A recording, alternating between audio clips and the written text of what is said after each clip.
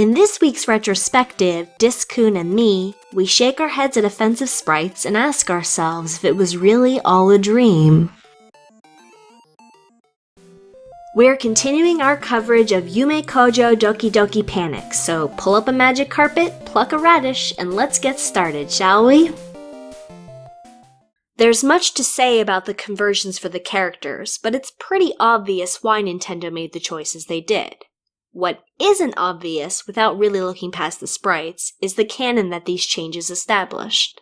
If you look at a modern Mario game, you can see the lasting effects Doki Doki Panic had on the North American market. It's strange to think of a world where Peach doesn't get involved in Mario's adventures from time to time, or where Toad isn't anything more than an emissary bearing bad news for our famous plumber.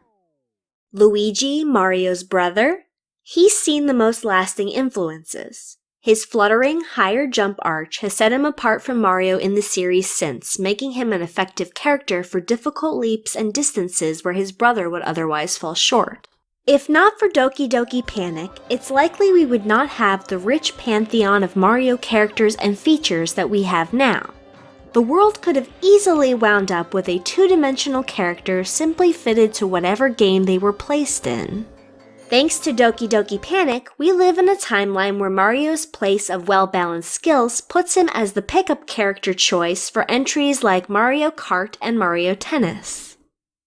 Beyond characters, some level design choices were made. A few tweaks here and there to properly balance the difficulty of certain stages, such as having the Phantos mask be more ruthless in its pursuit of a stolen key, made the game a bit more accessible to a Western audience. They're minor and only really noticeable if you play through Doki Doki Panic, so we'll let you suss those differences out on your own. More notable are other graphical changes to the setting and baddies in the game. Turtle shells replaced the offensive sprites of early turn-of-the-century blackface heads, and the African tribal masks that work as the exits between stages were swapped out with bird faces that open their beaks to allow Mario and friends access forward. Doki Doki Panic's bland slot machine screen got a complete overhaul and was replaced with a very stylish screen decorated with Mario characters and a proper slot machine motif. Certain background graphics were, due to limitations on carts rather than discs, drawn as stills rather than having animation, such as blades of grass and clouds moving in the background. The mushroom blocks that Mario and company pick up to throw were originally different styles of masks to fit in with the Yume Kojo event's theme of emulating Carnival.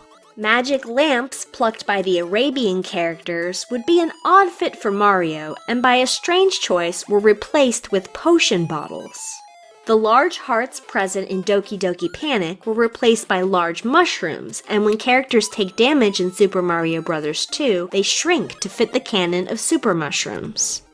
There's other subtle differences, and far more than we're able to properly list. If you'd like to know more about these many variances, you can see a full list at MarioWiki.com's entry for Yume Kojo Doki Doki Panic.